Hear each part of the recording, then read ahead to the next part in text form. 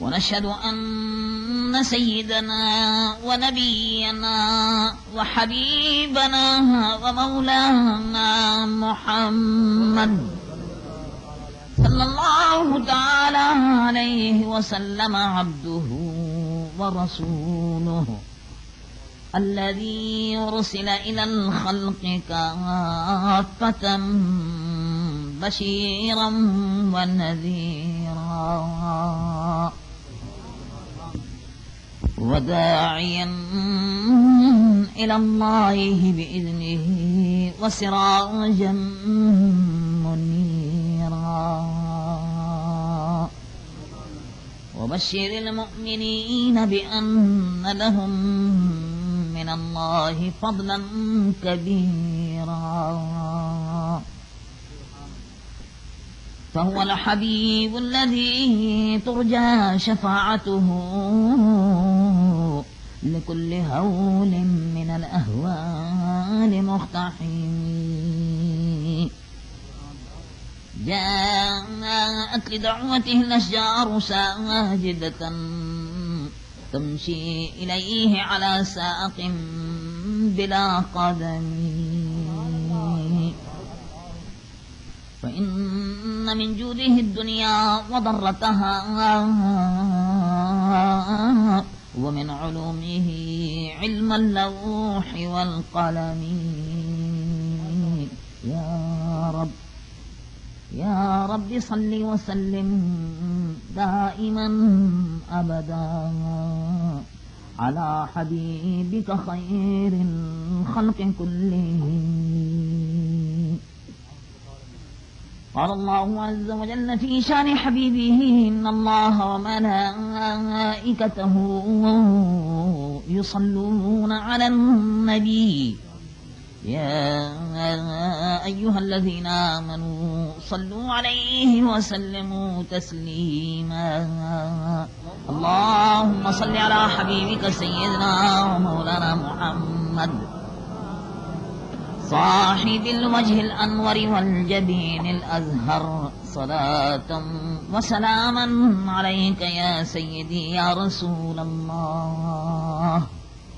اللهم صل على حبيبك سيدنا مولانا محمد صلى الله عليه وسلم صاحب الوجه الأنور والجبين الأزهر صلاة وسلاما عليك يا سيدي يا رسول الله. محبت سے درود شریف صلی اللہ علیک یا رسول اللہ وسلم علیک یا حبیب اللہ صلی اللہ علیک یا رسول اللہ وسلم علیک یا حبیب اللہ. پھر محبت سے درود شریف صلی اللہ علیہ یا رسول اللہ وسلم علیہ یا حبیب اللہ. حضرات علماء کرام، میرے محترم بزرگوں، میرے محترم بھائیوں، محترم بہنوں، عزیز نوجوانوں، پیارے بچوں، السلام علیکم ورحمۃ اللہ وبرکاتہ. مجھے انتہائی خوشی اور مسرت ہے کہ آج کافی عرصے کے بعد پھر دارالعلوم قادریہ میں آپ حضرات کی خدمت میں حاضر ہوں. دارالعلوم جامعہ قادریہ رضویہ جو اہل سنت و جماعت کا علمی اور روحانی مرکز ہے، آج اس میں حضرت مفتی اعظم ہند شہزادہ اعلیٰ حضرت علامہ فخر طریقت مفتی اعظم ہند حضرت مولانا شاہ محمد مصطفیٰ رضا قادری نوری رحمۃ اللہ علیہ ونور اللہ مرقدہ کی تقریب عرس شریف کے سلسلے میں آج ہم اور آپ سب حاضر ہیں۔ اللہ کے ولی کا ذکر خیر سننے اور سنانے کے لیے ہم اور آپ حاضر ہیں، دور و دراز سے، قرب و جوار سے، بہت سے دوست اور احباب اس بابرکت تقریب میں شرکت کے لیے تشریف لائے۔ میں بھی کراچی سے حاضر ہوا۔ اللہ رب العالمین جل جلالہ عم نوالہ میری اور آپ کی سب کی حاضری کو قبول فرمائے۔ آمین۔ جو کچھ کے بیان کیا گیا اور بیان کیا جائے، اللہ تبارک و تعالی اس کو شرف قبولیت عطا فرما کر مجھ فقیر بے نوا کو اور آپ کو سب کو عمل کی توفیق عطا فرمائے۔ آمین۔ یہ اللہ کے ولی جو زندہ ولی تھے،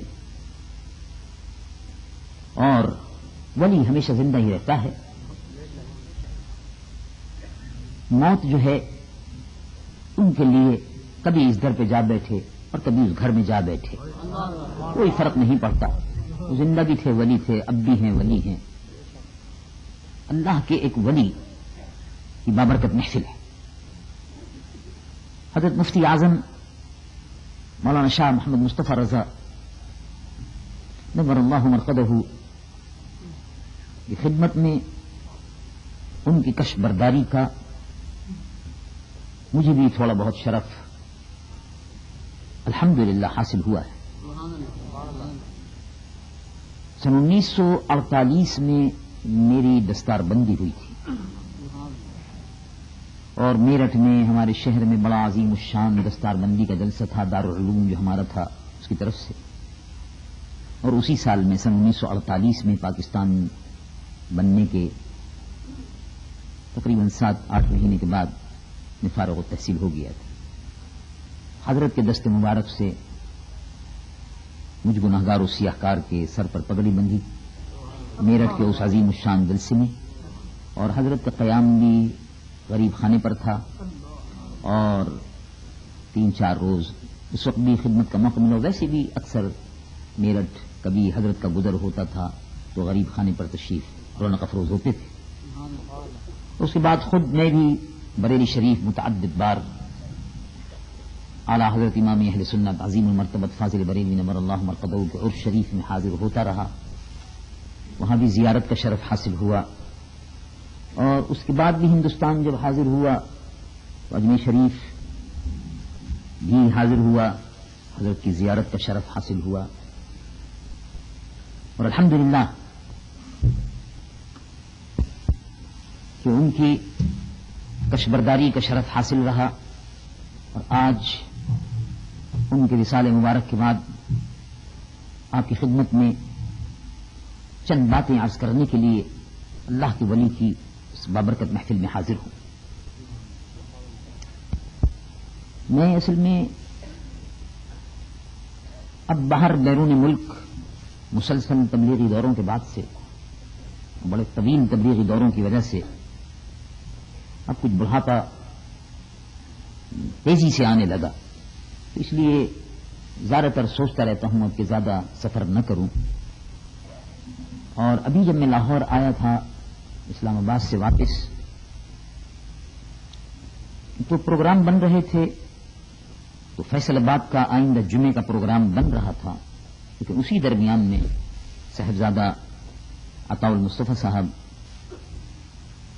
اللہ تبارک و تعالیٰ ان کی عمر میں برکت عطا فرمائے، شہید اہل سنت کے فرزند گرامی قدر ہیں، انہوں نے مجھ سے فرمایا کہ حضرت مولانا معین الدین صاحب کا پیغام ہے، لاہور میں دیا۔ تو میں سوچ رہا تھا کہ میں واپس چلا جاؤں گا، 2-3 ہفتے آرام کروں گا، اس کے بعد پھر فیصل آباد بھی آ جاؤں گا، لیکن جب انہوں نے فرمایا مولانا کا پیغام پہنچا، اور میں نے کہا کس سلسلے میں ہے؟ میں سمجھا شاید جلسہ ہوگا، تو میں نے کہا کہ دارالعلوم کا شاید جلسہ ملتوی ہو گیا ہوگا، 9 ستمبر کا میں نے وعدہ کیا تھا اور میں نہیں پہنچ سکا، آنے نہیں دیا گیا تو میں نے کہا کہ شاید کوئی بات ہوگی، کوئی جلسہ اسی کا ہوگا شاید. تو میں نے کہا کہ میں معذرت کر لوں گا کہ نہیں آ سکتا. لیکن انہوں نے جب کہا کہ حضرت مفتی اعظم کا اور شریف ہے تو میرا خود دل چاہا کہ میں حضرت کی اس بابرکت تقریب میں ضرور حاضر ہوں. تو میں نے کہا کہ اگرچہ اگلا پروگرام جمعے کا بھی ہے تو بیک وقت لال پور میں فیصل آباد میں ایک ہی ہفتے میں 2 پروگرام ہو جاتے ہیں. میں نے کہا بہرحال وہ ایک پروگرام ہے وہ الگ ہے اور شریف کی تقریب ہے، دوسرا پروگرام جو ہے وہ دوسری تقریب ہے. اچھا ہے اس بہانے لال پور میں تقریباً 2.5 سال کے بعد جانا ہو رہا ہے، 2.5 سال کی پابندی کے بعد. تو چلو ہفتے میں 2 پروگرام لال پور فیصل آباد کی نمٹا دیں، دوستوں سے ملاقات ہو جائے گی، تجدید محبت ہو جائے گی اور اللہ کے پیارے حبیب صلی اللہ علیہ وسلم کا کچھ پیغام پہنچ جائے گا. اللہ رب العالمین جل جلالہ عم نوالہ کا فضل و کرم ہے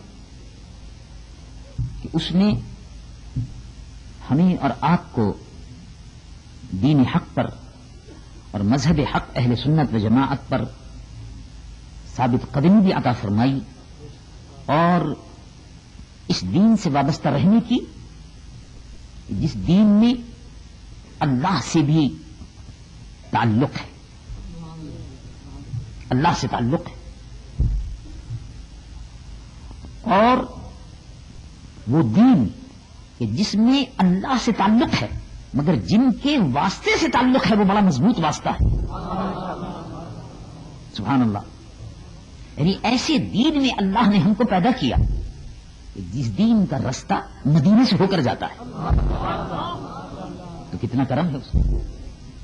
اور جس دین میں مدینہ منورہ کا رستہ بغداد سے ہو کر، داتا دربار سے ہو کر، اجمیر شریف سے ہو کر، پاک پٹن شریف سے ہو کر، سبحان اللہ، ملتان شریف سے ہو کر جاتا ہے تو کیا اس کا کرم ہے. دیکھیے اپنی قسمت پر جتنا ناز کیجیے وہ کم ہے. اور یہی مذہب مہذب اہل سنت و جماعت کے حق کی دلیل ہے کہ سبحان اللہ کتنے مضبوط رستے میں واسطے ہیں، کتنی مضبوط زنجیریں ہیں، نہ ٹوٹنے والے رشتے ہیں. پوری تاریخ کڑی ہے جو ملتی جا رہی ہے. اور بہت سے ایسے لوگ ہیں جن سے آپ پوچھیں کہ اچھا آپ کا تعلق 14ویں صدی کے مفکر اسلام سے ہے، ماشاء اللہ، اور 14ویں صدی کے مفکر اسلام کا معلوم ہوا کہ نہ آگے ہے نہ پیچھے ہے. جی اور سبحان اللہ ادھر آئیے تو سلسلہ ملتا چلا جاتا ہے. معلوم ہوا کہ سیڑھیاں ایسی چل رہی ہیں کہ چڑھتے جائیے اور منزل پر پہنچتے جائیے. معلوم ہوا کہ اس رفتار سے گاڑی جا رہی ہے، اس تسلسل سے جا رہی ہے کہ چڑھتے جائیے اور مدینہ منورہ پہنچتے چلے جائیے. اور بے شمار لوگ ہیں جن کے رشتے بیچ میں ٹوٹ جاتے ہیں، رشتے بیچ میں ٹوٹ گئے. معلوم ہوا کہ کسی کا رشتہ ادھر بند ہو گیا، بند ہو گیا. معلوم ہوا کہ رشتہ یہاں تھا، یہاں تک گیا اور یہاں سے بند ہو گیا، بند ہو گیا، آگے کچھ نہیں. اور سبحان اللہ یہ وہ رشتہ ہے کہ ٹھنڈی ٹھنڈی ہواؤں میں اللہ کے ولیوں کے سائے سے گزریے، محسوس ہوتا ہے کہ مدینہ منورہ کو جا رہے ہیں. مدینے والے اس سے رشتہ مل رہا ہے.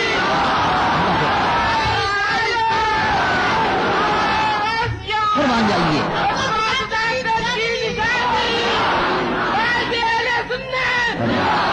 اسی لیے اللہ رب العالمین جل جلالہ وعم نوالہ ارشاد فرماتا ہے، رب العالمین جل جلالہ وعم نوالہ ارشاد فرماتا ہے ان الذین قالوا ربنا اللہ. سبحان اللہ. جنہوں نے کہا کہ اللہ ہمارا رب ہے، جنہوں نے کہا کہ اللہ ہمارا رب ہے. پھر غور کیجیے، یہ تو ہم سب کہتے ہیں اللہ ہمارا رب ہے، تو ہر ایک دعوے دار کھڑا ہو جاتا ہے اللہ میرا رب ہے. سب کہتے ہیں اللہ میرا رب ہے، لیکن اللہ میرے رب کے ساتھ ساتھ دروازے دنیا داروں کے ڈھونڈتے، دروازے بادشاہوں کے ڈھونڈتے، بادشاہوں سے انعام کے طلبگار رہتے. کہتے ہیں اللہ ہمارا رب ہے، لیکن ایوارڈ بادشاہوں سے لیتے رہتے ہیں. کہتے ہیں اللہ ہمارا رب ہے، ایڈ بادشاہوں کی ایڈ پر گزر بسر کرتے اور بادشاہوں کے درباری ہوتے ہیں اور اس درباری مذہب کے پرچارک ہوتے ہیں، درباری مذہب کے درباری ملا ہوتے ہیں، بادشاہوں کے درباری ملا. یہ اصل میں یہ جو تحریک ہے نزدیت کی اور وہابیت کی، یہ ایک درباری مذہب ہے. درباری، یہ درباری مذہب ہے. موجودہ صدی کے جو بادشاہ ہے اس بادشاہ کا ایک درباری مذہب ہے. جیسے اکبر بادشاہ کا درباری مذہب تھا اکبر کا، ایسی موجودہ صدی کے جو بادشاہ ہیں ان کا درباری مذہب ہے، درباری لوگ. اور سبحان اللہ ہمارا مذہب درباری ہے، دربار مصطفیٰ کا ہے. اس کے علاوہ کوئی بات ہی نہیں ہے. بڑے بڑے بادشاہوں کو خاطر میں نہیں لاتے. کوئی بادشاہ یہ نہیں کہہ سکتا کہ ہم نے فلاں کو ایوارڈ دیا ہے، سبحان اللہ. لیکن ایسے بے شمار لوگ ہیں کہ جو یہ کہہ سکتے ہیں اور جن کو زمانہ گواہی دیتا ہے کہ ان کو دربار مصطفیٰ سے ایوارڈ ملا ہوا. ایسے لوگ موجود ہیں سبحان اللہ. کون و مکان کے سردار، خدا کی خدائی کے مختار، حضور فرنور سید العالمین محمد رسول اللہ صلی اللہ علیہ وسلم کے دربار گوہر بار سے ان کو ایوارڈ ملا ہوا ہے. تو میں عرض کر رہا تھا اللہ رب العالمین جل جلالہ ارشاد فرماتا ہے ان الذین قالوا ربنا اللہ، جنہوں نے کہا کہ اللہ ہمارا رب ہے، اور اس کے بعد ایک تو یہ ہے کہ کہہ دینا اللہ ہمارا رب ہے، اور اس کے بعد پھر استقامت ہو. یہ بالکل ایسی بات ہے جسے کہ ایک آدمی کہے اسلام اسلام، صبح سے شام تک اسلام اسلام کا وظیفہ ہے. ماشاء اللہ اسلام لائیں گے، ماشاء اللہ اسلام، سبحان اللہ. جیسے لوگوں نے شاید اسلام کا نام ہی نہیں سنا بیچاروں. اسلام بہت اچھے سے. اور جب وقت آیا تو معلوم ہوا کہ اسلام غائب، اسلام آباد رہ گیا.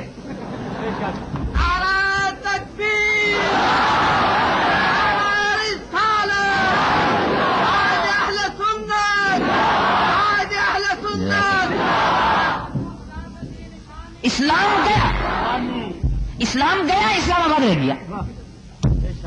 اب آپ ڈھونڈتے رہیے، چراغ رخ زیبا لے کر اب ڈھونڈ رہے ہیں آپ کے کہاں گیا وہ.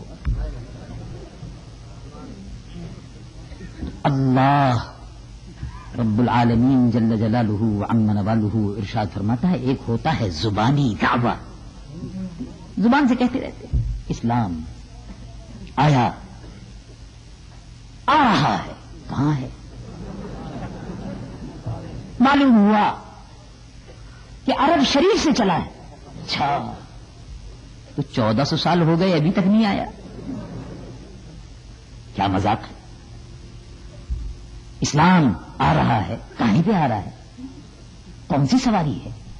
اب یہ تو ہوائی جہاز کا زمانہ ہے کہ ابھی تک اونٹ پر آ رہا ہے، کہیں پہ آ رہا ہے؟ آ رہا ہے اسلام اسلام، ماشاء اللہ چشم بدور اسلام. اللہ نظر بد سے بچائے. لوگ زبانی کہتے ہیں ربنا اللہ، اللہ ہمارا رب ہے، لیکن عمل کیا ہوگا؟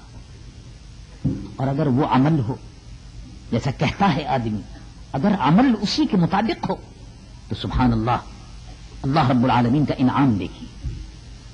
اگر آدمی عمل کی تعبیر بن جائے، اگر آدمی خود پریکٹیکل ہو جائے، اس کو پریکٹیکل شیپ دے دے.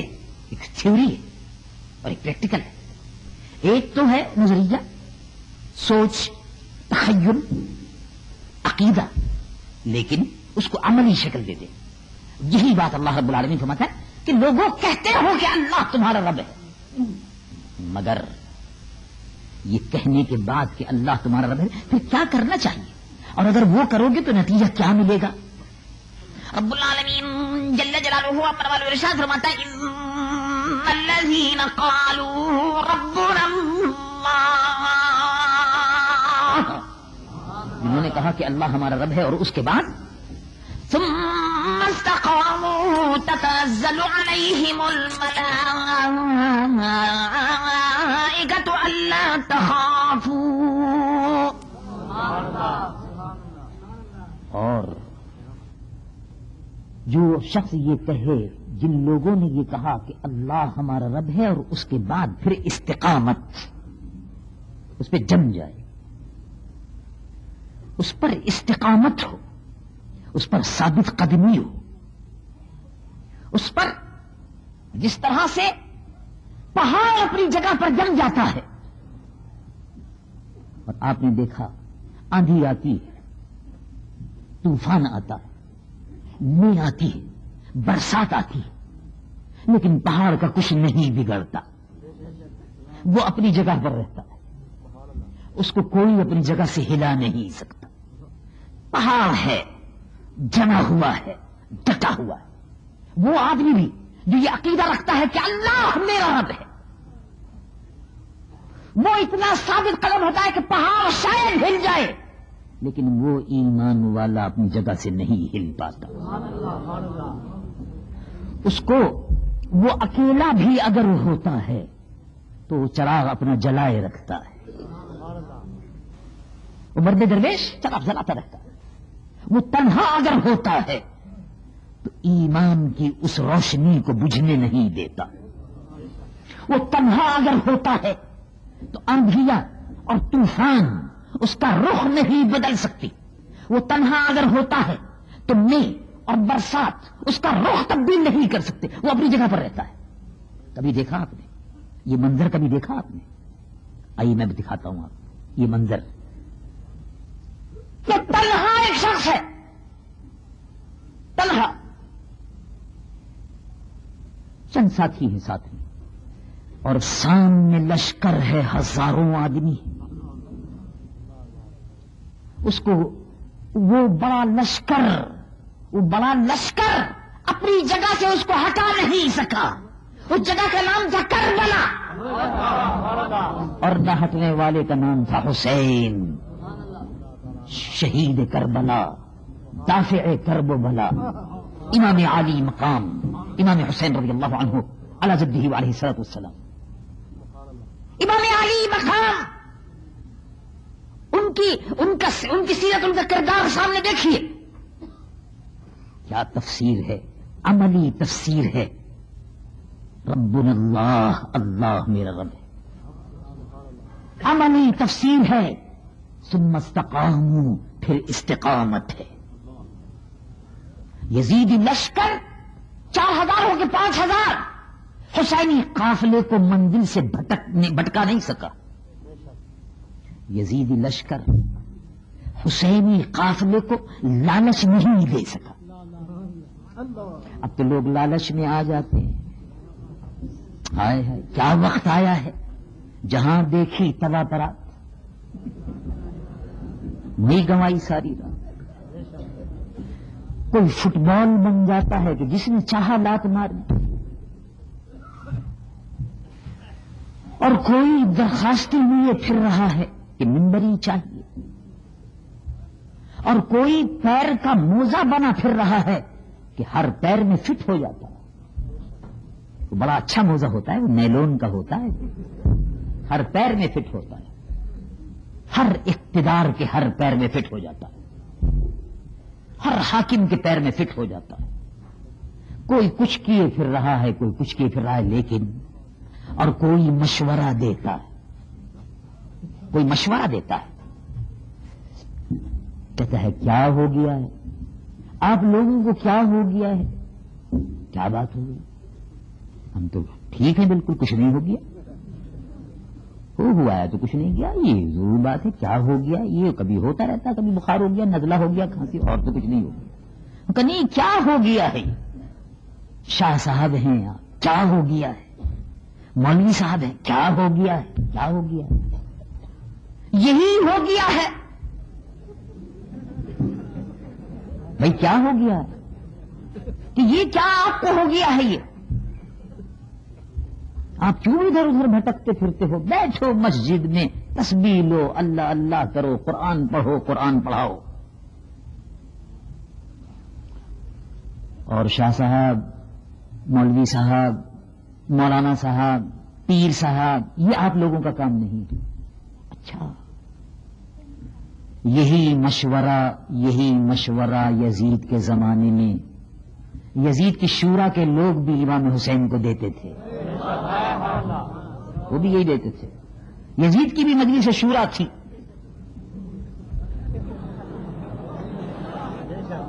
اور یزید کی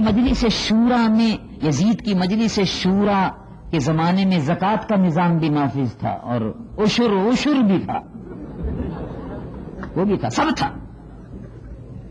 کوئی کسر یزید صاحب نے چھوڑی نہیں تھی. کیا بات، بڑا شاندار نظام تھا.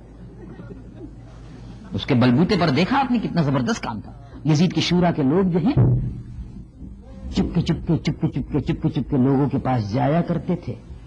جسے اللہ تعالیٰ نے فرمایا نا کہ الذی یوسوس فی صدور الناس خناس من الجنۃ والناس. کیا ہو گیا ہے بھئی، کیا ہو گیا ہے؟ کیا ہے؟ نوکری کرو شاہ جی، نیلون کا موزہ بن جاؤ شاہ جی،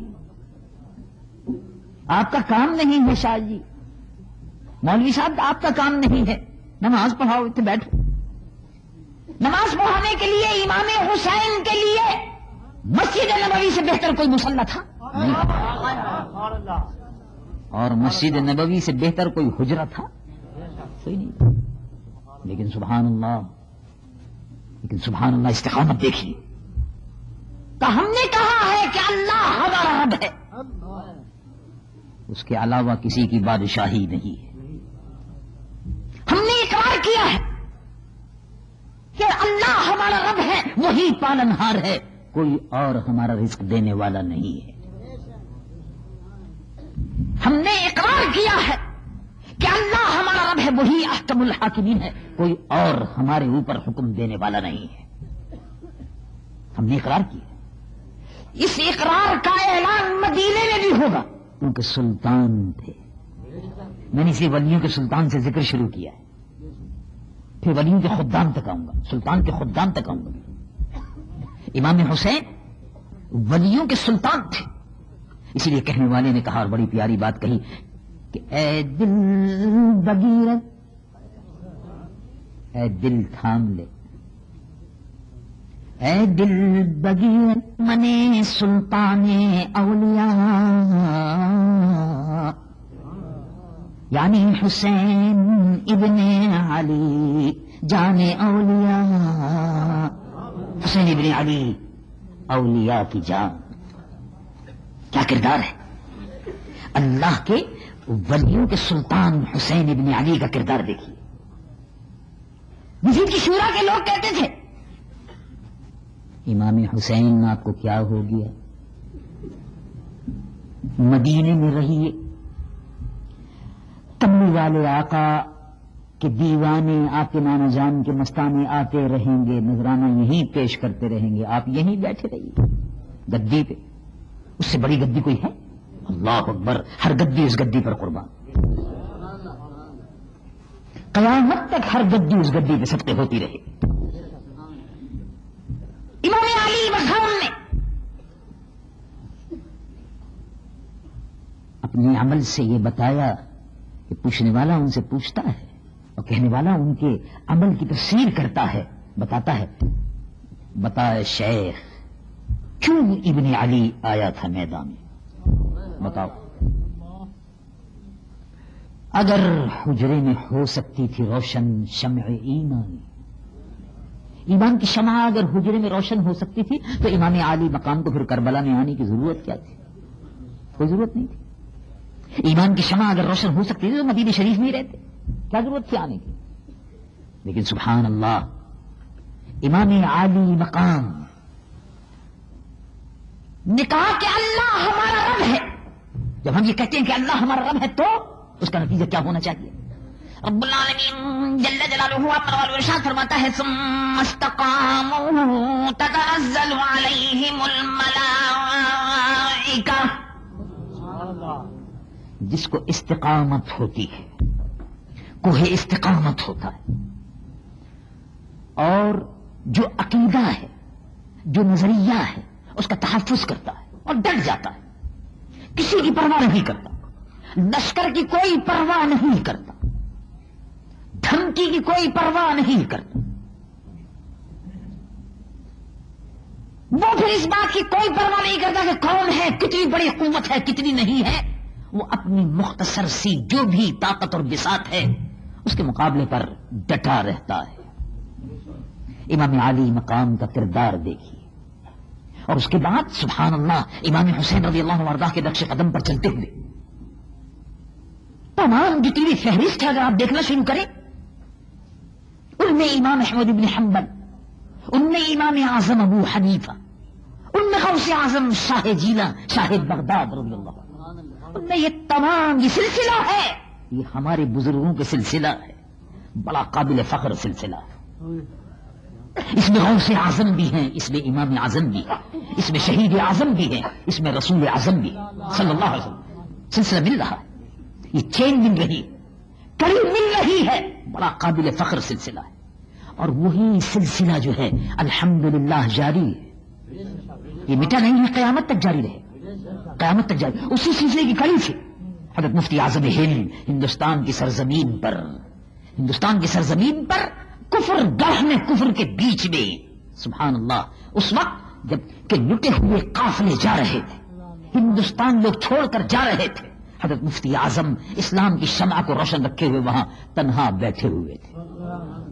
اور سبحان اللہ تبلیغ دین کا جو فریضہ انجام دیا ہے اس پورے عرصے میں، اس کی مثال بہت کم ملتی ہے. ہندوستان کی سرزمین پر کیا تشدد تھا، کیا جبر تھا. آج تو ہندوستان کا نام سن کر لوگ ڈر جاتے ہیں، ہندوستان کا نام سن کر لوگ ڈر جاتے ہیں، درخواستیں پیش کرنا شروع کر دیتے کہ بھائی ہماری درخواست وصول کر لو، ہم لڑنا ہی نہیں چاہتے تم سے. نام سن کے ڈر جاتے ہیں، وہ دھمکیاں دیتا رہتا ہے، اس میں ڈرتے رہتے. اس لیے کہ وہ سمجھتے ہیں کہ ہندوستان بڑا طاقتور ملک ہے. کبھی روس سے ڈرتے ہیں، سمجھتے ہیں کہ بڑا طاقتور ملک ہے، سپر پاور ہے. اور کبھی امریکہ سے ڈرتے ہیں کہ ہندوستان سپر پاور ہے. سب سے ڈرتے ہیں اور اپنوں کو آنکھ دکھاتے ہیں. یہ بھی عجیب و غریب. اللہ رب العالمین نے قرآن میں ایمان والوں کی علامت بیان فرمائی. ایمان والوں کی علامت، ایمان والوں کی علامت. رب العالمین جل جلالہ عمن والو ارشاد فرماتا ہے حضور کے ساتھی ایمان والے، ان کی علامت، ان کی پہچان سبحان اللہ. رب العالمین جل جلالہ عمن والو ارشاد فرماتا والذین معه اشداء علی الکفار رحماء بینہم. کافروں پر سخت، آپس میں بڑے نرم، کافروں پر بڑے سخت. مسلمان کافروں پر سخت ہوتا ہے اور اپنوں پر بہت نرم. رحماء بینہم، آپس میں بڑے رحم دل، رحم کرنے والے.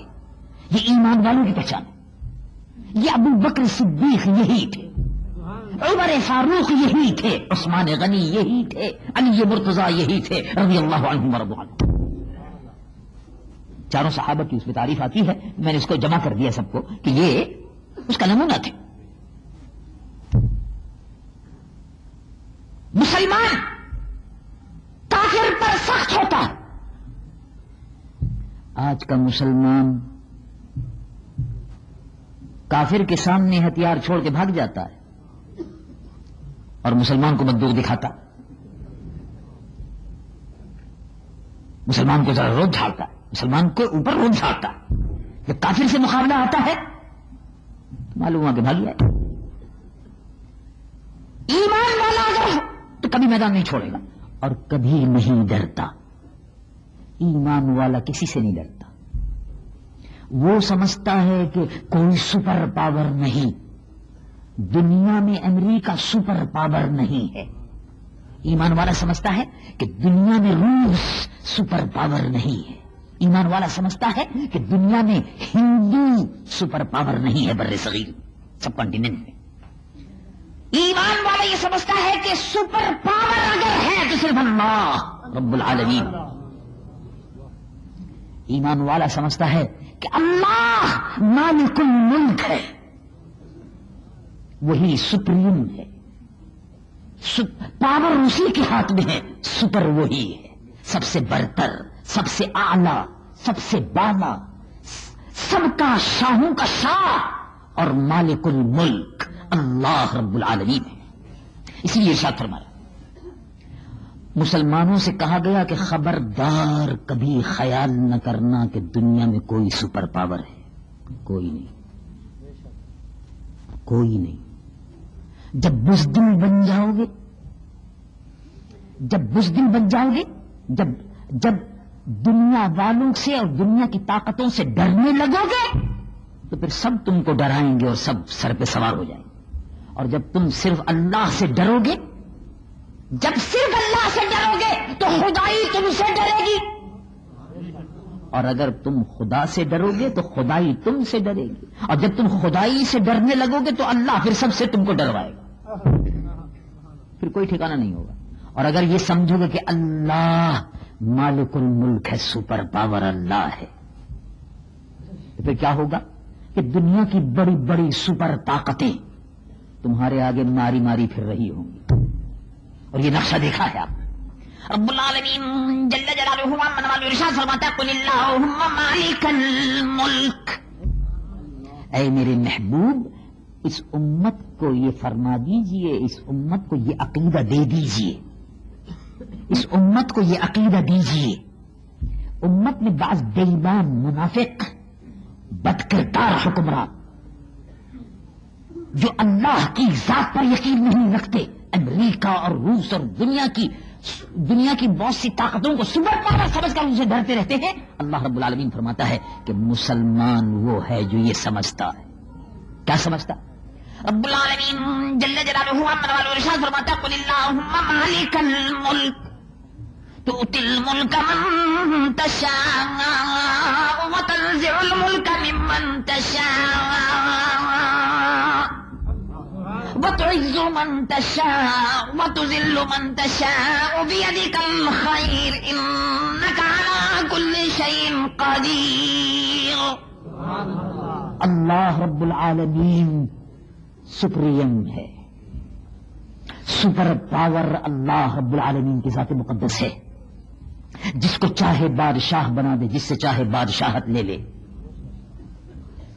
جس کو چاہے بادشاہت عطا کر دے. عرب کے وہ چرواہے, عرب کے وہ چرواہے, وہ ساربان جو کھجور کھاتے تھے, اونٹوں کو چراتے تھے, بکریوں کے ریوڑ ہٹاتے تھے, جب وہ عرب کے ساربان کملی والے آقا کے دامن سے وابستہ ہو گئے تو اللہ رب العالمین نے ان کو وہ قوت, وہ طاقت, وہ عظمت عطا فرمائی کہ ایران کو فتح کر لیا, جو دنیا کی بڑی سپر پاور سمجھی جاتی تھی. دنیا والے اس کو کہتے تھے یہ بھی سپر پاور ہے. اس وقت ایران کی بادشاہت دنیا کی نمبر اول بادشاہتوں میں سے ایک بادشاہت تھی.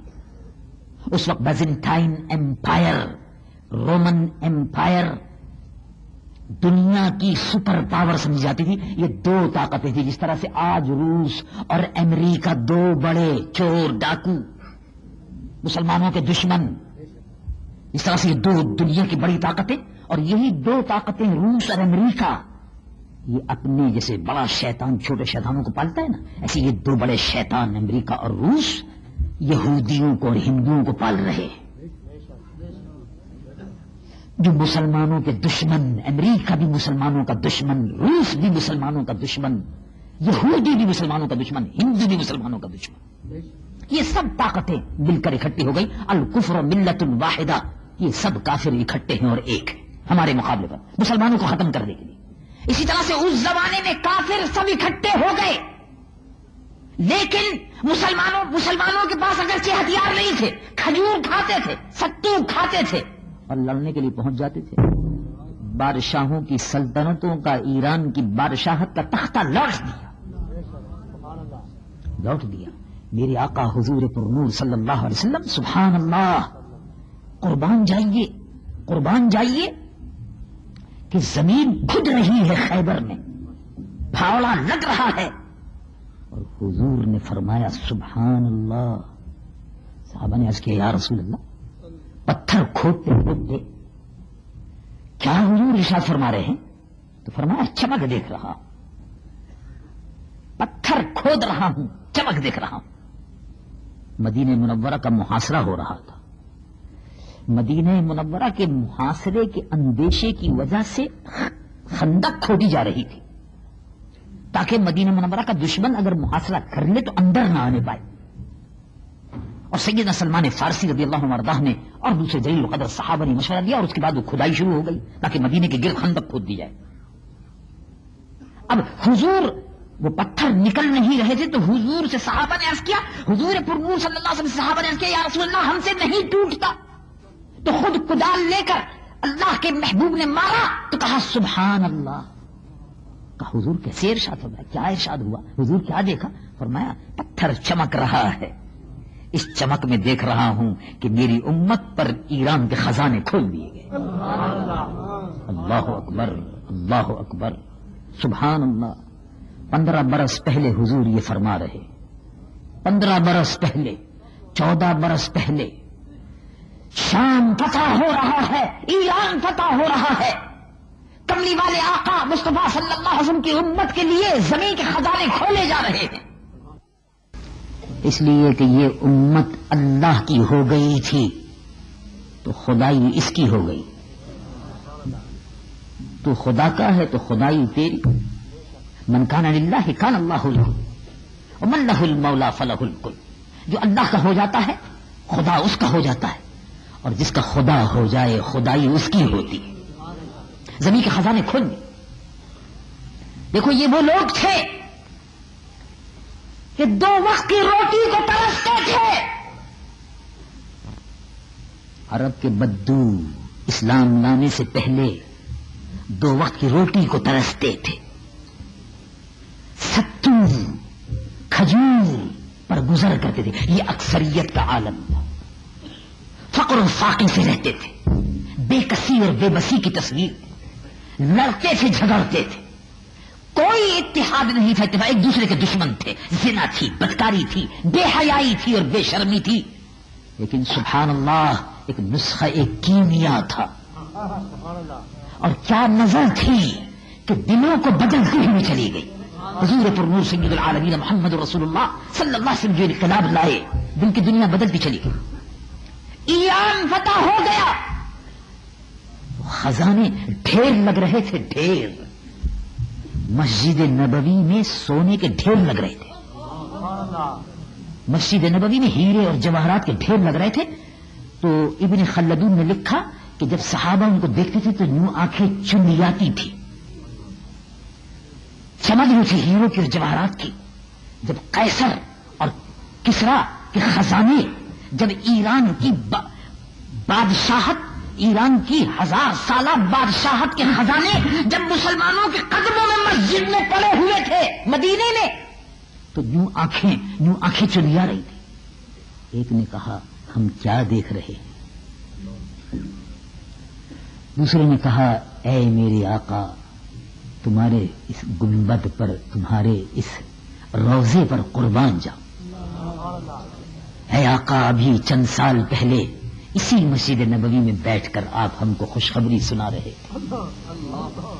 جو آپ نے فرمایا تھا آج میں اپنی آنکھوں سے پورا ہوتا ہوا دیکھ رہا ہوں. اے آقا، آپ نے کہا تھا یہ سراقہ ابن مالک کنگن پہنے گا، آج میں اس کو اپنی آنکھوں سے پہنے ہوئے دیکھ رہا ہوں. اے آقا قربان جاؤ یا رسول اللہ، جو بات آپ نے کہی تھی وہی ہو رہی ہے. یہ بے سر و ساما لوگ جن کو کھجوریں بھی میسر نہیں ہوتی تھی آج اشرفیوں میں کھیل رہے ہیں. امیر المؤمنین سیدنا عمر رضی اللہ عنہ رونے لگے.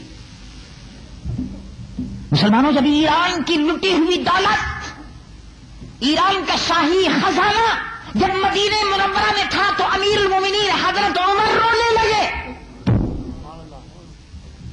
کہا اے عمر رو کیوں رہے ہو؟ حضرت علی نے پوچھا اے عمر رو کیوں رہے ہو؟ ابن خلدون نے واقعہ لکھا. حضرت عمر نے فرمایا کہ سعد ابن ابی وقاص اسلام کے عظیم المرتبہ سپہ سالار جنہوں نے ایران فتح کیا تھا، سبحان اللہ، اس زمانے کے جنرل دیکھو فتح کرتے تھے،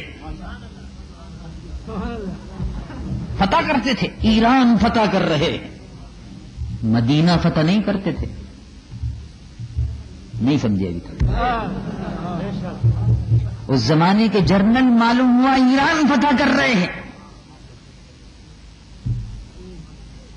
اس زمانے کے جنرل معلوم ہوا بیت المقدس فتح کر رہے ہیں. ابو عبیدہ ابن الجراح العامری امین الامہ رضی اللہ عنہ معلوم ہوا بیت المقدس فتح کر رہے ہیں. سبحان اللہ.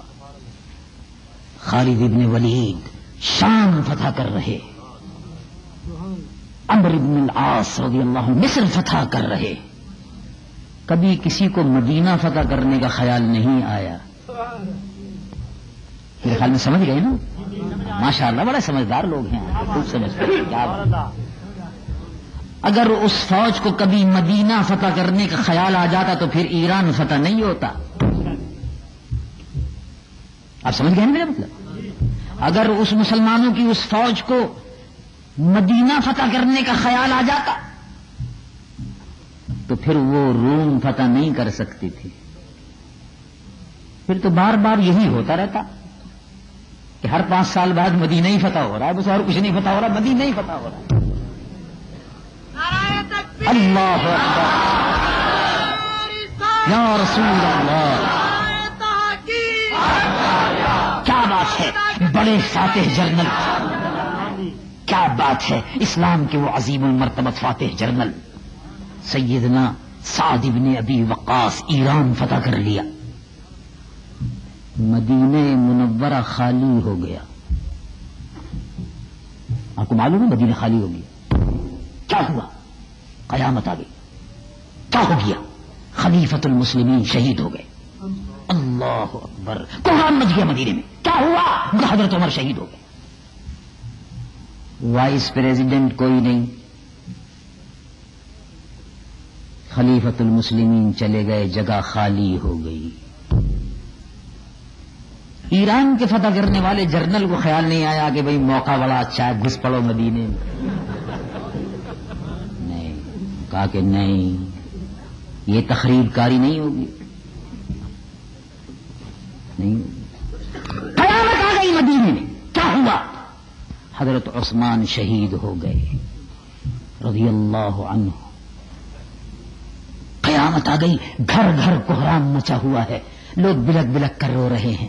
ہائے ہائے، ابھی حضرت عمر کی تھوڑا عرصہ ہوا شہادت ہوئی تھی چند سال پہلے، اب حضرت عثمان بھی شہید ہو گئے. مدینہ منورہ میں رونے کی آوازیں آ رہی. صحابی رسول اللہ ذو النورین شہید ہو گئے. عمرو بن العاص فاتح مصر کو،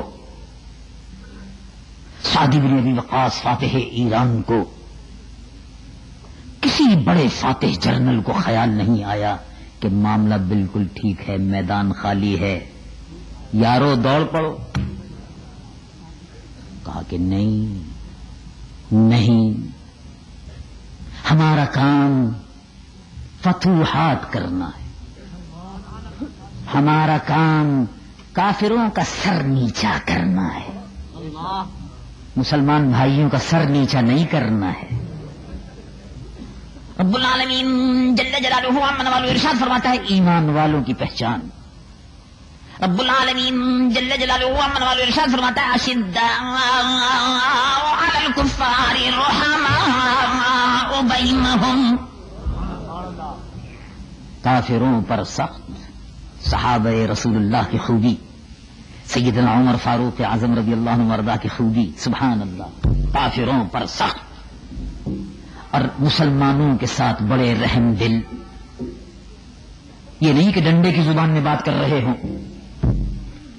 ڈنڈا چلے گا، گھی نکال دوں گا، مکھن نکال دوں گا. اب ہم کو کیا پتا کہ مکھن نکالنا آتا ہے؟ کہ ہم تو یہ سمجھتے تھے، ہم تو یہ سمجھتے ہیں کہ بھائی گولی چلانی آتی ہوگی، پتہ چلا کہ مکھن بھی نکالنا آتا ہے، ترکاری بیچنی بھی آتی ہے جی، اور گھی نکالنا بھی آتا ہے. یہ کس کو پتا تھا؟ کافروں پر سخت، آپس میں رحم دل، یہ مسلمانوں کی تعریف ہے. سبحان اللہ. اور مسلمان بددیانت نہیں ہوتا، بے ایمان نہیں ہوتا، زبان کا بڑا سچا اور پکا ہوتا ہے مسلمان. اور اگر کوئی آدمی یہ دیکھنا چاہے کہ اس آدمی کی نماز قبول ہوئی یا نہیں ہوئی تو دیکھ لو. اگر کوئی آدمی نمازی بھی ہے اور سچ بھی بولتا ہے تو سمجھ لینا اس کی نماز قبول ہو رہی ہے. اور نماز بھی پڑھتا ہے اور جھوٹ بھی بولتا ہے، سمجھ لینا کہ نماز کی پھٹکار پڑ رہی ہے. اللہ کے ساتھ بھی جی ہاں، یہ 420 کر رہا ہے، وہاں بھی 90 دن کا حساب کر رہا ہے، اللہ کے ساتھ بھی. یہ تو سمجھنے کی بات ہے. اللہ تبارک و تعالیٰ تو جانتا ہے مکروا مکر اللہ واللہ خیر الماکرین. اللہ کے ساتھ کون کر سکتا ہے؟ لیکن بہرحال انسان تو ہے، ظلم و جہول ہے، گڑبڑ کرتا ہے. اللہ رب العالمین جل جلالہ وعظم جلالہ نے ایسے دیانتدار جرنل، سبحان اللہ، سعد بن ابی وقاص رضی اللہ عنہ، جب مسلمانوں کے لشکر میں رستم کو شکست دے دی. رستم آگ کا پوجنے والا تھا. مسلمانوں میں یہ بڑی بری رسم ہو گئی کہ مسلمانوں بھی اپنے بچوں کا نام رستم رکھنے لگے. رستم تو کافر کا نام تھا جو کفر پر مرا. یہ نام تو بڑا خراب ہے. مسلمان اپنے بچوں کا نام فیروز رکھ لیتے ہیں. فیروز تو کافر کا نام تھا اور حضرت عمر کے قاتل کا نام تھا. کیا ضرورت ہے ایسے نام رکھنے کی؟ کیوں رکھے؟ اور بہت سے صحابہ کے نام رکھو، صحابہ کے قاتلوں کے نام کیوں رکھتے ہو؟ اور جو کفر پر مر گئے، رستم ہوئے، سہراب ہوئے، کیوں نام رکھتے ہو؟ کیا ضرورت ہے؟ مسلمانوں میں تو اس سے بڑے بڑے بہادر اور سورما پیدا ہوئے جی. خالد ابن ولید، سبحان اللہ، صلاح الدین ایوبی، سبحان اللہ، اورنگزیب عالمگیر، محمود غزنوی، یہ تھے. تو بحث کر رہا تھا کہ جب ایران فتح ہو گیا، ایران، تو حضرت سعد بن ابی وقاص مسلمانوں کے عظیم المرتبت سپہ سالار نے مسلمان فوج سے کہا کہ اب ایران فتح ہو گیا، 2 رکعت نماز شکرانے کی ادا کر لو. رستم کو جب شکست ہو گئی اور 2 رکعت نماز شکرانے کی ادا کرنے کے بعد آپ نے ارشاد فرمایا کہ اب مسلمانوں ذرا آرام کر لو. وہ بھاگ گئے. ایرانیوں کا لشکر بھاگ رہا ہے، تم تھکے ہوئے بہت ہو، رستم کو شکست دے دی، اب آرام کرو. ابن خلدون نے لکھا کہ مسلمان لشکر نے دریا کے اس پار آرام کیا، اور جب دریا کے اوپر آرام کرنے کے بعد اٹھے تو سعد ابن ابی وقاص نے فرمایا کہ مسلمانوں اٹھو، اب دریا پار کرو. تو لوگوں نے کہا حضور وہ آپ تو حکم دے رہے ہیں دریا پار کرنے کا، یہاں تو دریا، وہ تو کافروں نے جاتے جاتے تو وہ جو پل تھا وہ تو توڑ دیا، پل جو تھا وہ تو توڑ دیا، کشتیوں کا پل، اب کیسے پار کرو؟ تو ان کا بھائی پار تو کرنا پڑے گا. اب سامنے یہ دارالسلطنت ہے ان کا، اس میدان میں ان کو شکست دے دی، اب دارالسلطنت پہ قبضہ کر دا. تو وہاں بھی کچھ تھوڑے بہت جمع ہوں گے، ان کو ہٹا بٹا کے اب دارالسلطنت پہ قبضہ کرو. دریا کے سامنے مدائن تھا، مدائن ان کا جو دارالسلطنت تھا. ان کا حضور پر پل نہیں ہے. کہا پل ہے نہیں ہے، تم اس کی کیا پرواہ کرتے ہو؟ گھوڑے پر سوار ہو، پیچھے پیچھے آؤ. مشہور واقعہ ہے، ابن خلدون نے، مشہور مؤرخ اسلام نے، فلسفی اسلام نے اس واقعے کو لکھا ہے اور کتابوں میں موجود ہے. سبحان اللہ. اس کا منظر اگر آپ کو دیکھنا ہو کہ من کان للہ کان اللہ لہو، جو خدا کا ہو جاتا ہے خدائی اس کی ہوتی ہے۔ مسلمانوں کے اشاروں پر دریا رکتے تھے، دریا چلتے تھے، دریاؤں کے رخ ان کے اشاروں پر بدلتے تھے۔ فرمایا مسلمانوں گھوڑے ڈال دو، میں آگے چل رہا ہوں، گھوڑے چھوڑ دو، پیدل چلتے ہوئے آؤ۔ مسلمان پیدل جا رہے تھے، دریا کو عبور کر رہے تھے، سب گھوڑے جا رہے تھے، دریا کو عبور کر رہے تھے۔ ایسا معلوم ہوتا ہے کہ دریا سکڑ رہا ہے، مسلمانوں کے قدموں کے، صحابہ رسول اللہ کے قدموں کے بوسے لے رہا ہے، دریا کی روانی رکی ہوئی ہے، صحابہ دریا کو عبور کر رہے ہیں اور سامنے کسرا کے محل تھے۔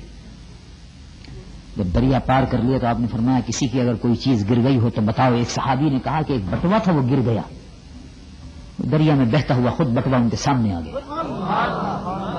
یہ بھی واقعہ ابن خلدون نے کسرا کے محل میں پہنچ کر پھر 2 رکعت نماز شکرانے کی ادا کی کہ ایران فتح ہو گیا، اور حضرت عمر کو خط لکھا جا رہا ہے، مسلمان فوجوں کو حکم دیا آرام کرو۔ اگلے دن سعد بن ابی وقاص نے کہا سب سامان، سب مال غنیمت، کسرا کا خزانہ، یہ 1000 سالہ بادشاہت کا خزانہ لا کے جمع کرو۔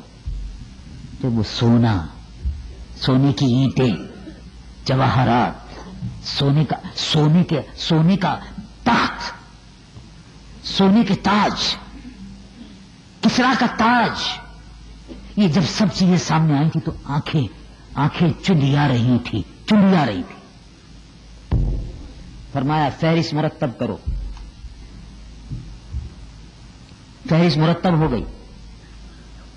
ابن خلدون لکھتے، ابن خلدون نے لکھا کہ حتی الابرہ، مسلمان لشکری جب ادھر ادھر سے کافروں کا چھوڑا ہوا مال، خزانے کا جمع کیا ہوا مال، کسرا کی 1000 سالہ بادشاہت کا جمع کیا ہوا مال، یہ وہ لوگ کہ جن کو کھجوریں وقت پر میسر نہیں ہوتی تھی، جب یہ لوگ مال جمع کر کے لا رہے تھے تو ابن خلدون لکھتا ہے کہ حتی الابرہ، جو سوئی تھی، سوئی رو رہے۔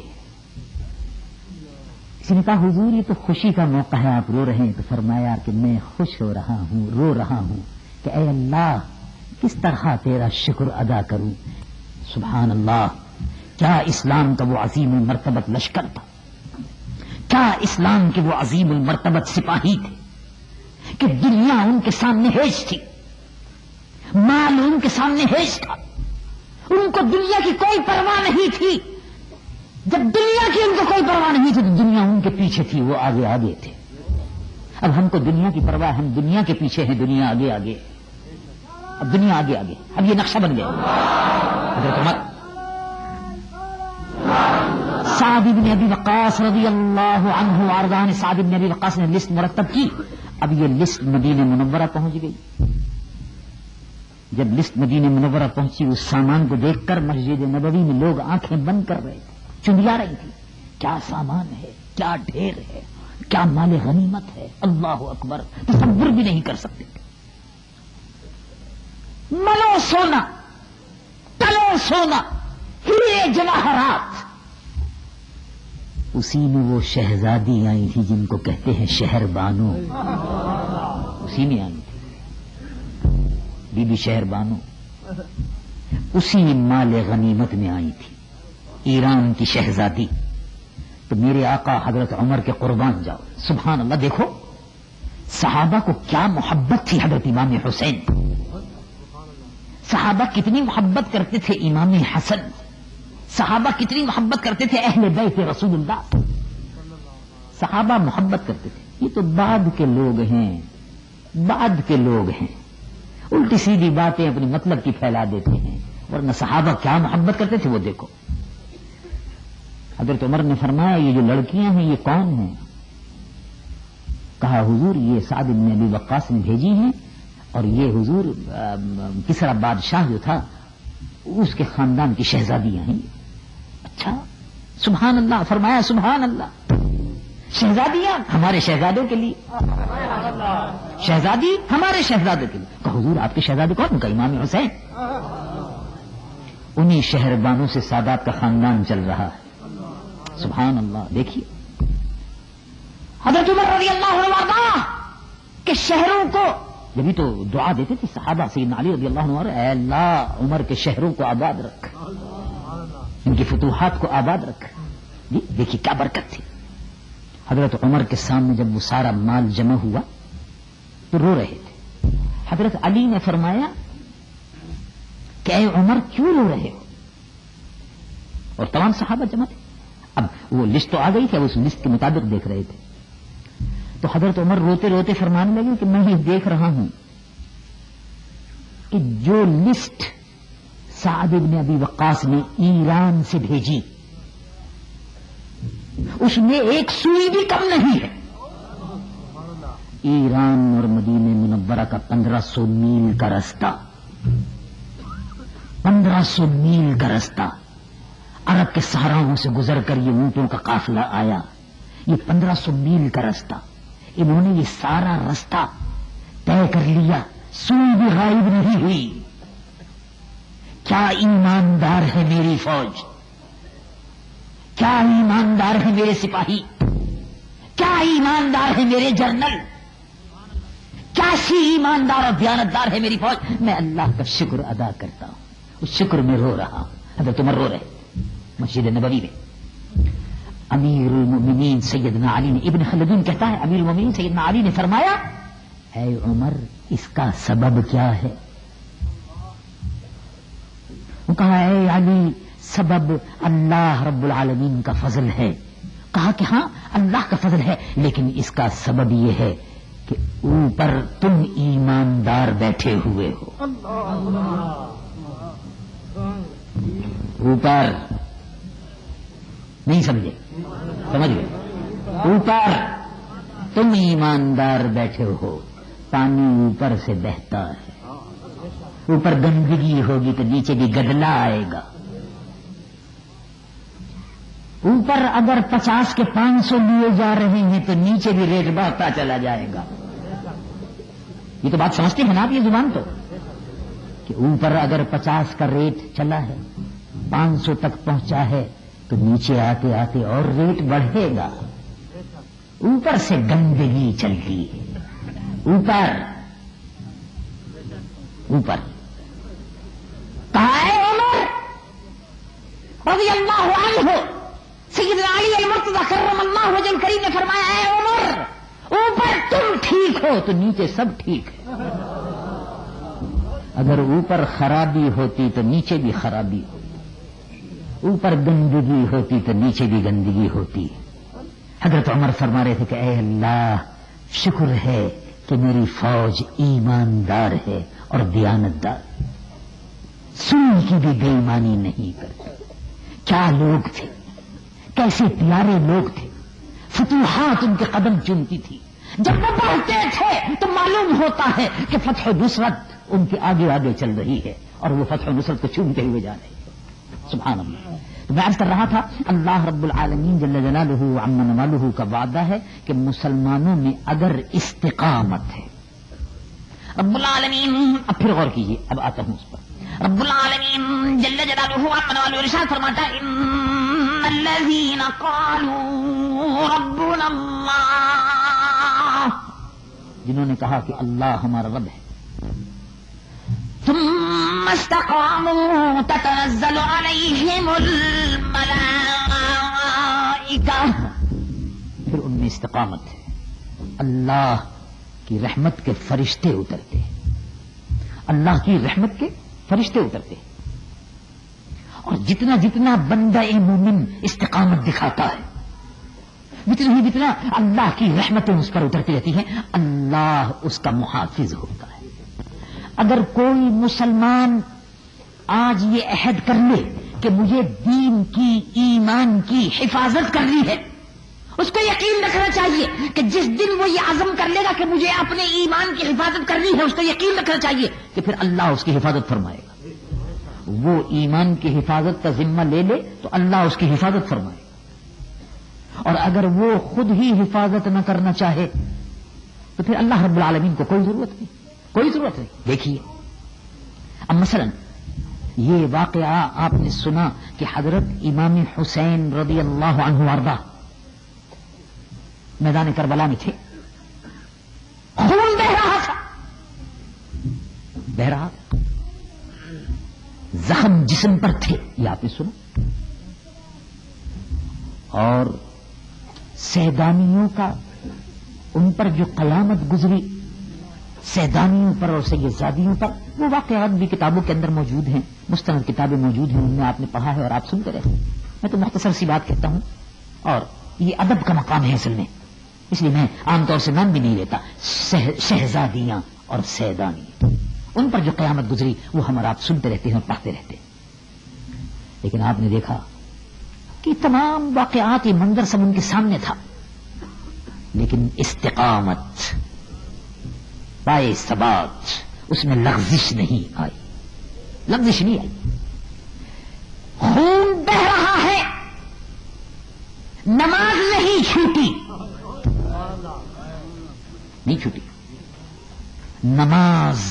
نماز ادا ہو رہی ہے۔ کیا نماز تھی؟ سبحان اللہ، یہ نماز عاشقاں ہے، یہ عاشقوں کی نماز ہے کہ خون بھی بہ رہا ہے، سر بھی کٹ رہا ہے، لیکن کسی کے سامنے جھک نہیں رہا، اگر جھک رہا ہے تو اپنے رب کے حضور جھک رہا ہے۔ چل جائے سر پھرا کٹ کر نیزے کی نوک پر، لیکن یزیدیوں کی اطاعت نہ کر قبول، اطاعت یزیدیوں کی قبول نہیں کی، اللہ کی اطاعت میں سر کٹ رہا ہے، خون بہ رہا ہے، اور عاشقوں کی نماز ادا ہو رہی ہے۔ کیا نماز ہے، اس نماز کی حفاظت کا دیکھیے۔ امام علی مقام نے فرمایا کہ دیکھو، اس بات کی بھی حفاظت کرو کہ سب کچھ لٹ جائے، سب کچھ بگڑ جائے، کنبہ بگڑ جائے، خاندان لٹ جائے، کنبہ بگڑ جائے، گھر کا نقشہ بگڑ جائے، لیکن دین کا نقشہ نہ بگڑنے پائے۔ آج ہم میں سے بعض لوگ ایسے ہیں مسلمانوں میں، جن کی وجہ سے یہ اعتبار بھی آ رہا ہے کہ ہم یہ سوچتے ہیں کہ دین بگڑتا ہے بگڑ جائے، لیکن میرے گھر کا نقشہ نہ بگڑنے پائے۔ دین بگڑتا ہے بگڑ جائے، لیکن میرا گھر سنور جائے۔ دین سنورتا ہے، دین بگڑتا ہے بگڑ جائے، اس کو کوئی بھی یزید بگاڑتا ہے بگاڑ دے۔ یزید ہر دور میں آتے رہیں گے، یزید ہر دور میں یزید کا ظہور ہوگا۔ یزیدی صفات کا یعنی یزیدی صفات، یزید کے کام، یزید کے کارنامے۔ اب یہ یزید کا بہت بڑا کارنامہ تھا۔ قرآن شریف پڑھتا تھا یزید، آپ یہ نہ سمجھیں کہ یزید قرآن شریف پڑھنا نہیں جانتا تھا، بہترین قرآن شریف پڑھتا تھا، ایسا بہترین قرآن شریف پڑھتا تھا کہ بعد کے آنے والے یزید جو ہیں وہ ایسا نہیں پڑھ سکتے، پڑھ نہیں سکتے، غلطی ضرور آتی ہے غلطی۔ یزید بہترین قرآن شریف پڑھتا تھا، اور علماء کرام سے آپ نے سنا ہوگا کہ یزید بہترین قرآن شریف پڑھنے کے ساتھ ساتھ یزید بہترین عربی میں جمعے کا خطبہ بھی دیا کرتا تھا۔ یہ بڑی غنیمت بات ہے، اور یہ بہت سے لوگوں کو پتہ نہیں، ورنہ لوگ مسجدوں کے خطبوں پہ بھی قبضہ کرنا شروع کر دیں۔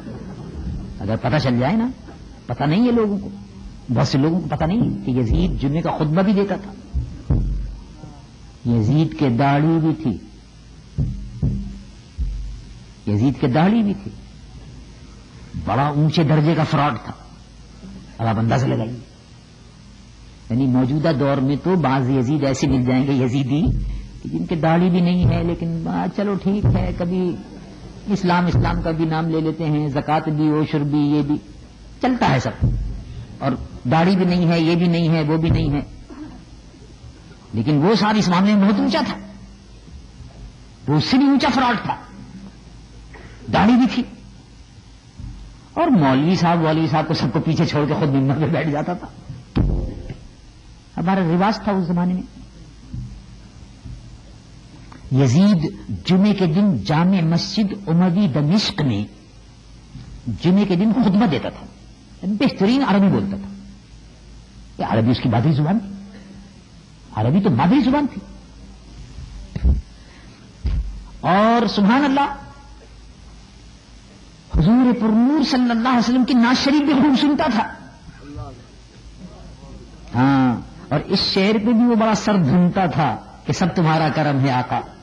بات اب تک بنی ہوئی ہے، چل رہی ہے گاڑی چل رہی ہے. اللہ لیکن اللہ بہت اونچا تھا، بڑا اونچا آدمی تھا، لیکن امام عالی مقام امام حسین رضی اللہ عنہ وارضہ نے اس کا مقابلہ کیا. کبھی ٹھیک ہے، دیکھی جائے گی جو بھی ہوگا. استقامت اس میں سب سے پہلی بنیادی بات کہ مسلمان اپنے گھر کا نقشہ بگڑتا ہوا دیکھ سکتا ہے، لیکن رسول اللہ کے دین کو بگڑتا ہوا نہیں دیکھ سکتا. مسلمان جان قربان کر دیتا ہے لیکن نماز کو قربان نہیں کرتا. نماز کو قربان نہیں کرتا. کیا نماز تھی؟ خون بہ رہا ہے اور اللہ کے حضور میں سجدہ ہو رہا ہے. یہ عاشقوں کی نماز ہے. اللہ ایسی نمازیں ہر مسلمان کو ادا کرنے کی توفیق عطا فرمائے. آمین ثم آمین. اور اس کے بعد آپ آئیے تو امام احمد بن حنبل سڑک پر درے مارے جاتے تھے، ہر درے پر کہتے تھے کہ سبحان اللہ، اللہ رب العالمین جل جلالہ عما نوالہ کا کرم، اس کا فضل مجھ پر بڑھ رہا ہے. مارتے جاؤ، میں اپنے موقف سے نہیں ہٹوں گا. خلق قرآن، معتزلہ کا مذہب قبول نہیں کروں گا. اور سبحان اللہ دیکھیے دوسری طرف امام اعظم ابو حنیفہ رضی اللہ عنہ اس زمانے کے بادشاہوں نے پیشکش کی کہ آپ قاضی القضات بن جائیے. قاضی کورٹ سے اس زمانے میں بھی تھے. ہاں، فرق کچھ نہیں پڑتا، سارے کام چلتے رہتے ہیں، دھندا چلتا رہتا ہے لوگوں کا. امام اعظم ابو حنیفہ رضی اللہ عنہ وارضہ نے اس کو قبول نہیں کیا. زہر کا پیالہ قبول کر لیا، لیکن ضمیر فروشی اور دین فروشی قبول نہیں کی. یہ طریقہ اسلاف ہے، طریقہ سلف صالحین ہے. اور اللہ کی رحمتیں نازل ہوں ان بزرگوں پر. میں مختصر سی بات عرض کرتا ہوں. مفتی اعظم ہند حضرت مولانا شاہ محمد مصطفیٰ رضا نبر اللہ مرقدہ بریلی شریف کی سرزمین پر ہندوؤں کے بیچ میں رہتے تھے. ایک مسئلہ ہندوستان میں بڑا زبردست تھا، نسبندی. غالباً اس کو شاید آپ نے سنا ہو لیکن یاد نہ رہا ہو. نسبندی کا مطلب یہ تھا کہ ہندو مسلمانوں کی نسبندی کر رہے تھے کہ مسلمان اولاد پیدا کرنے کے قابل نہ رہے. یہ نسبندی تھی، جس کو ہمارے یہاں کہتے ہیں فیملی پلاننگ. یہ بچوں کی دیکھ بھال کے نام پر فیملی پلاننگ اس کو کہتے ہیں. ہندوستان میں اس کو نسبندی کہتے ہیں. درباریوں نے فتویٰ دیا کہ نسبندی کر دو مسلمانوں کی. دیوبند سے فتویٰ گیا کہ نسبندی کر دو مسلمانوں کی، تاکہ رسول اللہ حضور پرنور سید العالمین محمد رسول اللہ صلی اللہ علیہ وسلم کی امت کی نسل ختم ہو. دیکھا آپ نے کتنا بڑا فتنہ تھا.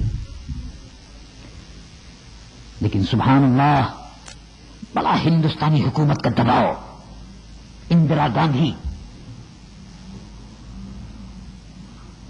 اور ہندوؤں کی ظالم اور جابر حکومت. حضرت مفتی اعظم مولانا شاہ مصطفیٰ رضا قادری جس بزرگ کے عرس میں آج آپ حاضر، سبحان اللہ، نے فرمایا کہ نہیں، ہم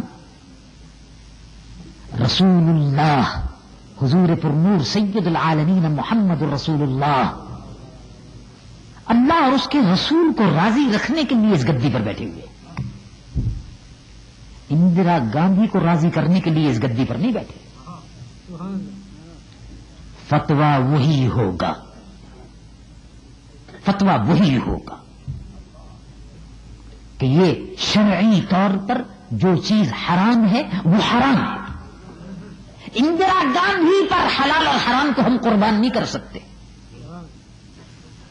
ہندو کی خوشنودی کے لیے حلال اور حرام کو قربان نہیں کر سکتے. سبحان اللہ. دیکھا آپ نے یہ وہ جو مشعل شروع سے جلتی ہوئی چلی آ رہی ہے، امام حسین نے سب سے پہلے جس کی مثال قائم کی تھی کہ حق کو ہم یزید کی خاطر قربان نہیں کر سکتے. یزید کی خوشنودی کے لیے رسول اللہ کے دین کو قربان نہیں کر سکتے. ہندوستان اور ہندوؤں کی خوشنودی کے لیے کملی والے آقا حضور پرنور مصطفیٰ کے دین کو قربان نہیں کر سکتے. مفتی اعظم نے فتویٰ نہیں بدلا، مفتی اعظم نے فتویٰ نہیں بیچا، فتویٰ فروش نہیں تھے، فتویٰ فروش نہیں تھے، ضمیر فروش نہیں تھے، شریعت فروش نہیں تھے. وہ درباری بننا نہیں چاہتے تھے. وہ سمجھتے تھے کہ ہم کو ایمان والے کو کوئی نہیں خرید سکتا، ایمان والے کو کوئی نہیں خرید سکتا. بے ایمان اور منافق کو جس کا دل چاہتا ہے خرید لیتا. ہر دور میں یزیدی بیٹھے ہوئے ہیں، بے ایمانوں کا سودا ہوتا رہتا ہے. لیکن ایمان والا جو ایمان والا ہے وہ اپنا سودا کبھی نہیں کرتا، اس لیے کہ وہ جانتا ہے کہ میرا سودا ہو چکا. رب العالمین ایمان والے کا سودا کہاں ہوا؟ اب میں آخری آیت پڑھتا ہوں اور آخری بات آپ سے عرض کرتا ہوں. ایمان والے کا سودا کہاں ہوتا ہے؟ رب العالمین جل جلالہ عما والے ارشاد فرماتا ہے ان اللہ اشترى،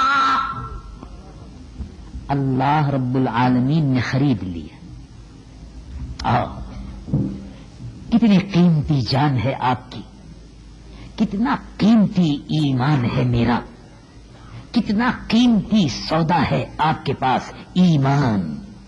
اس ایمان کا خریدار کون ہے؟ اس ایمان کی قیمت روئے زمین پر کوئی نہیں ادا کر سکتا. مسلمانوں نے، بعض بے وقوف لوگوں نے اپنے ایمان کو بڑا سستا سمجھ لیا. اس ایمان کی کوئی قیمت، میرے محترم بھائی اور بزرگ، اس آپ کے پاس جو ایمان ہے اس کی قیمت کوئی نہیں ادا کر سکتا، مگر ہاں اس کی قیمت ادا کر سکتا ہے. کون ادا کر سکتا ہے اور کس نے ادا کر دی ہے؟ رب العالمین جل جلالہ عما ارشاد فرماتا ہے ان اللہ اشترى من المؤمنین انفسهم واموالهم بان لهم الجنہ. اللہ رب العالمین نے ایمان والوں کا سودا کر لیا. ایمان والو تمہارے ایمان کا سودا ہو گیا. اس کا سودا اگر کر سکتا ہے تو صرف رب کر سکتا ہے. یہ سودا بازار مصطفیٰ میں ہوا ہے. بازار مصطفیٰ کا خریدار خدا ہے. تمہارے ایمان کا سودا ہو چکا، اب یہ کہیں نہیں بکتا. یزید لاکھ چاہے امام حسین کا خریدنا نہیں خرید سکا. یزیدی لاکھ چاہے امام اعظم ابو حنیفہ کو خریدنا، امام احمد بن حنبل کو خریدنا، مفتی اعظم کو خریدنا نہیں خرید سکتے. سودا ہو چکا ایمان والوں کا، اور یہ سودا دربار مصطفیٰ میں ہوا. اے اللہ اس سودے کو باقی رکھ جو سودا دربار مصطفیٰ میں ہو گیا. اے اللہ اس سودے کو باقی رکھ اور ہم کو دین کی خدمت کی سرزمین پر توفیق عطا فرما. امام حسین کے نقش قدم پر چلنے کی اور ان کے صدقے میں مفتی اعظم نبر اللہ مرقدہ کے نقش قدم پر چلنے کی توفیق عطا فرما. کھڑے ہوں اور ادب سے صلاۃ و سلام کا نذرانہ پیش کریں. پڑھیے محبت سے یا مہدی سلام علیکہ، سلام علیکہ یا حبیب، سلام علیکہ صلوات اللہ صلوات اللہ علیکہ. طلع البدر علینا من ثنیات الوداع وجب الشكر علينا ما دعا لله داع.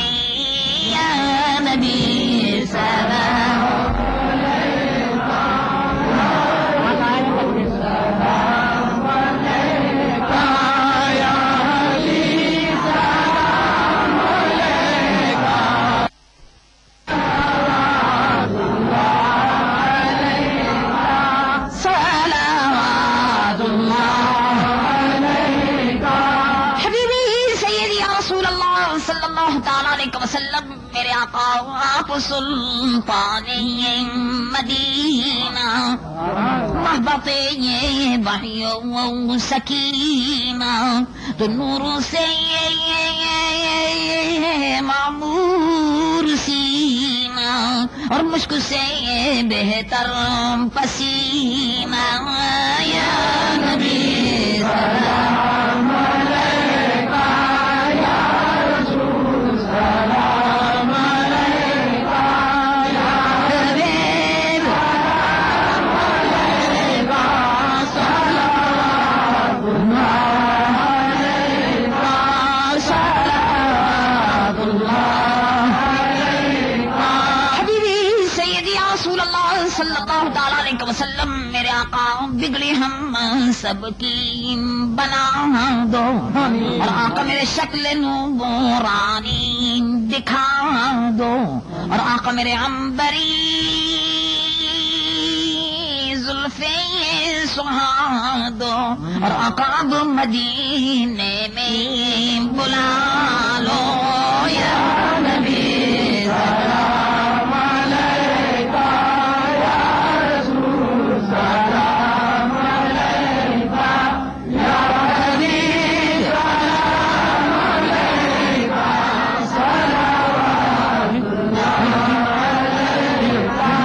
صلوات اللہ مصطفیٰ جانے رحمت پہلا سلام شمع بز میں ہدایت پہلا اور جس سہائی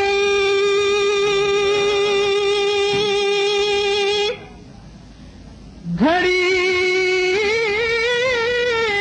چمکا طیبہ کا چاند اس دل افروز ساتھ پہلا سلام مصطفیٰ جانے رحمت پہلا سلام شمع بز میں ہدایت پہلا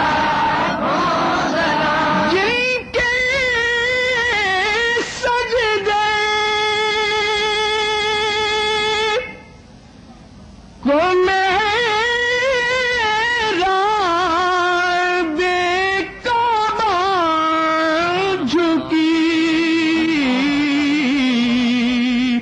ان بھووں کی لطافت پہلا مصطفیٰ جانے رحمت پہلا سلام شمع بز میں ہدایت پہلا مجھ سے خدمت کی قدسی کہیں ہو جزا مجھ سے خدمت کی قدسی کہیں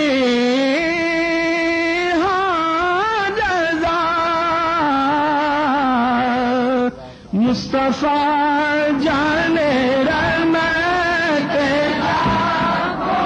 سلام شمع بز میں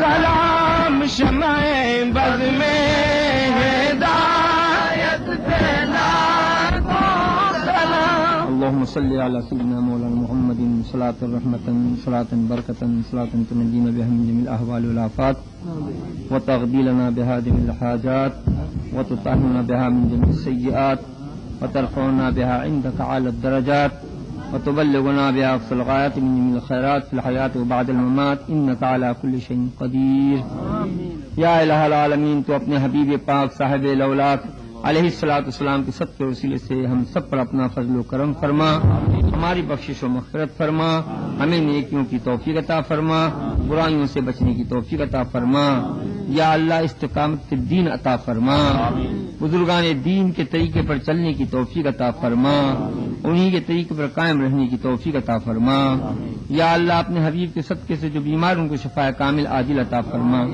آپ تمام احباب خصوصی دعا کریں کہ حضرت قائد اہل سنت دامت برکاتہم عالیہ یہ گھر میں بھی بیمار ہیں، یہ خود بھی بیمار ہیں اور گھر میں بیمار چھوڑ کر اس تبلیغ دین کی خاطر یہاں چلے آئے ہیں، تو لہذا دعا کریں خصوصی اللہ تعالیٰ